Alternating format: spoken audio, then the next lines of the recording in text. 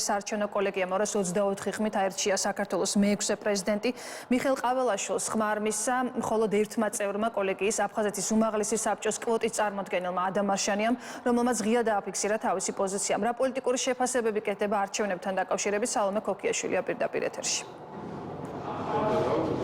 დიახ, ამ დროისთვის პარლამენტში პროცესი უკვე დასრულებულია. 225 დელეგატიდან 224 ხმით მიხეილ ყაველაშვილი არჩეულია ქვეყნის რიგით მე-6 პრეზიდენტად. უნდა ითქვას, რომ ეს იყო განსაკუთრებული მომენტი, გამომდინარე იქიდან, რომ პირველი 5 პრეზიდენტი, როგორც წესი, საქართველოში აირჩეოდა ხოლმე პირდაპირ წესით, ხოლო პირველად საქართველოს ისტორიაში უკვე 300 ადამიანიანი კოლეგიის მიერ პრეზიდენტის არჩევის წესი ამოქმედა. ზოგადად ეს წესი მოქმედებდა კონსტიტუციასთან ერთად ამოქმედა 2018 წელს, როდესაც რიგით მე-5 პრეზიდენტი იქნა ბოლო ჯერ პირდაპირ წესით არჩეული, შესაბამისად დღეს განხორციელდა სწორედ ეს პროცედურა. იყო ამავდროულად მოლოდინები იმის თაობაზე, რომ შეიძლებოდა საჭირო გამხდარიყო მეორე ტური, ვინაიდან მაგალითად იმისათვის, რომ პირველ ტურში პრეზიდენტი არჩეული იქნა, საჭიროა 300 დელეგატიდან 200 ხმა, თუმცა ჯამში რეგისტრირებული იყო 225 დელეგატი. აქვე უნდა ვთქვათ ისიც, რომ პოლიტიკური ოპოზიციური პარტიების წარმომადგენლებმა, ბარიერგადალახული პარტიების წარმომადგენლებმა, რომლებიც არ სარგებლობენ ამ ეტაპზე დეპუტატის მანდატით, თქმა უნდა ისინი არ დასწრებიან და მათ არ მიუღიათ მონაწილეობა კენჭისყრაში, შესაბამისად ასევე მაგალითად ადგილობრივი თვითმმართველობებიდან ოპოზიციური წარმომადგენლები არ ჩაერთენ ამ პროცესში, შესაბამისად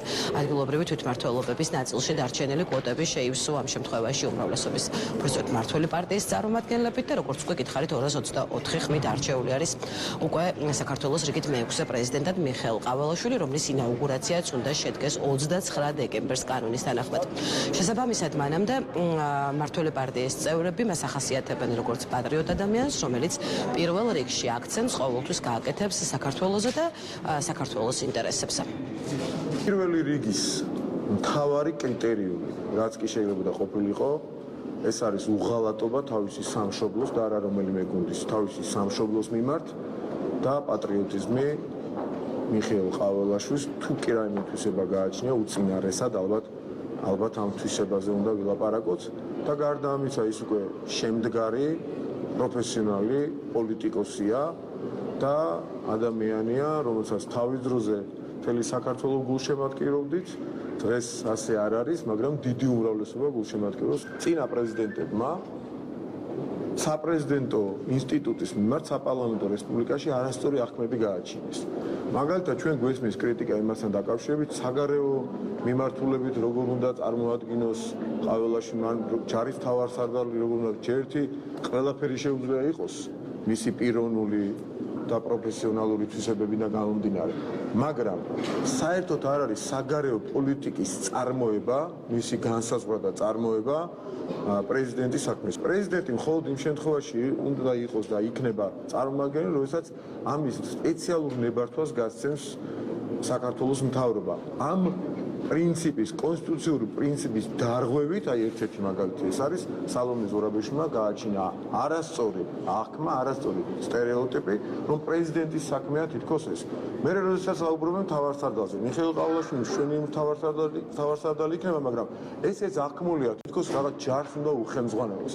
იმდენად სიმბოლურია ეს კომპეტენცია პრეზიდენტისა, რომ მას არ ჭირდება რაღაცა სპეციალური ცოდნა ჯარის შენაერთების გადაადგილების თუ სამხედრო ოპერატიული ტაქტიკის შესახებ. არის სიმბოლური, ცერემონიული ხშირ შემთხვევაში უფლებამოსილება, რაც რეალურ უფლებამოსილებაში ერევათ ადამიანებს. გაკრიტიკება არ მგონია საერთოდ ეს თემა დღეს წესრიგ დადგეს, ოდესმე როცა საქმეს მიხეილ ყაველაშვილის დამოკიდებულებას ეხება. არსებობს ორი პოზიცია დასავლეთთან ურთიერთობისა, რომელიც იყო აშკარად ხაზგასმული და არაერთხელ ყაველაშვილის თუ ნებისმიერი ჩვენთანგანის მიერ არსებობს ევროპული სტანდარტი, რომელიც საქართველოში არის ზედმიწევნით დაცული და ეს სატრანზიტო პერიოდი, რაც სჭირდება გაწევრიანებას, რასაკვირველია ღირსეულად უნდა გავიაროთ ღირსეულად და არა ცალფეხზე დგომით, როგორც ეს ფრთიანი ფრაზა შემოვიდა და არა მით უმეტეს მუხლებზე დაჯოქვით. არსებობს მეორე ევროპული პოზიცია ბჭყალებში, რასაც ნამდვილად ვერ დავარქმევთ ევროპულს, რომელზეც საუბრობენ ადამიანები, ვინც სისხლი დაღვარა, აწამა, მოკლა, დახვრიტა, რუსეთს ჩააბარა ტერიტორიების 20% და ეს ორი პოზიცია ერთმანეთთან რომ შევადაროთ, რასაკვირველია, სწორედ ის არის, რაც ჩვენ გვინდა ევროპისგან, რაც უნდა უნდოდეს ევროპას ჩვენგან, მით უმეტეს ესეთი გეოგრაფიული ლოკაციის მქონე ქვეყნისაგან.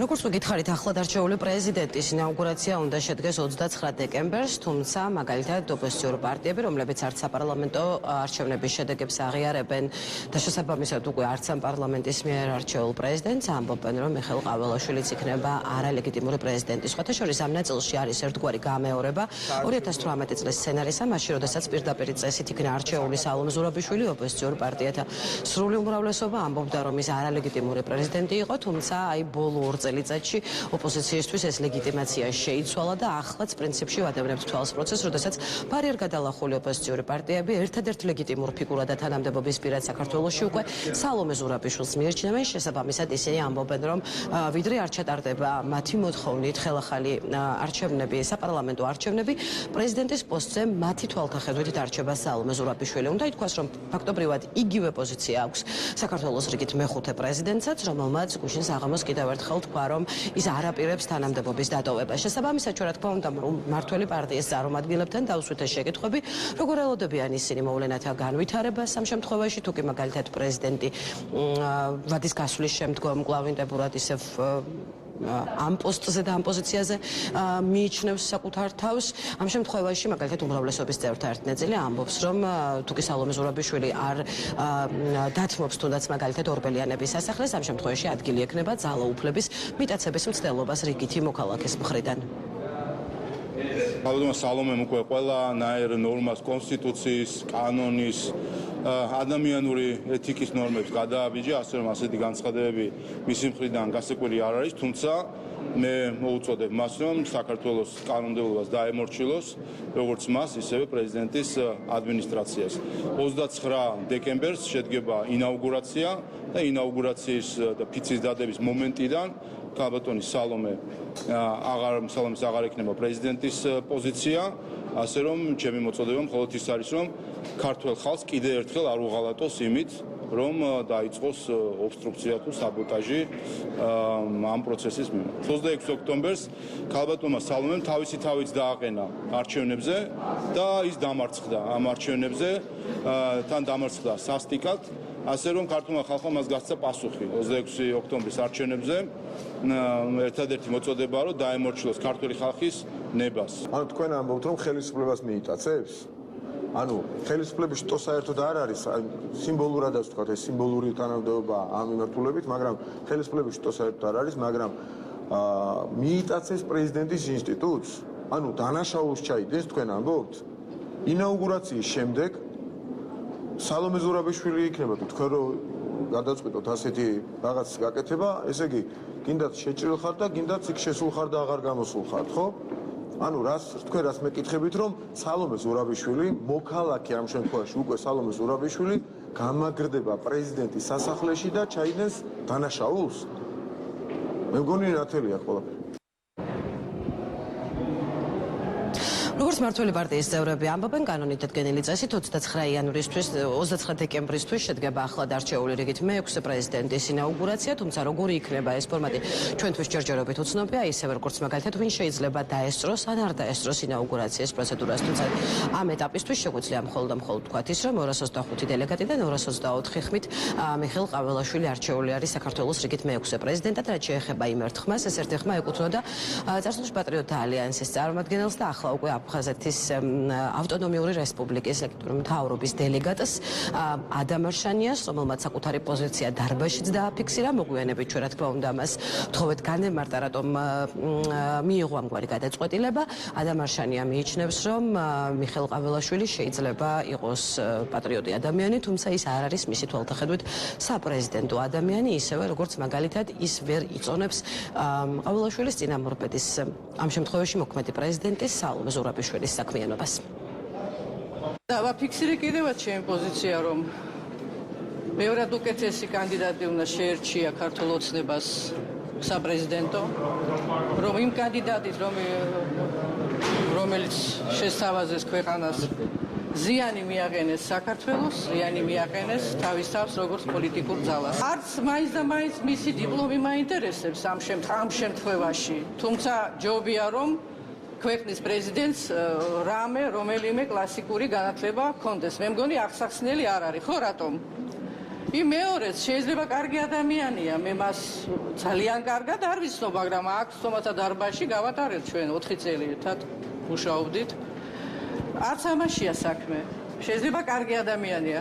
უბრალოდ საპრეზიდენტო კანდიდატი არ არის. ძალიან რთული ქალბატონია, ბუნებით ქალბატონი სალომე და ეს მის პრეზიდენტობაშიც გამოიხატა. აი ესე ვიტყოდი. მე ვერ გეტყვით, რომ ხელს უწყობს მშვიდობას საქართველოში და ვერ გეტყვით, რომ ხელს უწყობს იმას, რომ ამ კრიზისს ჩვენ რამენაერად მშვიდობიანად მოვუაროთ.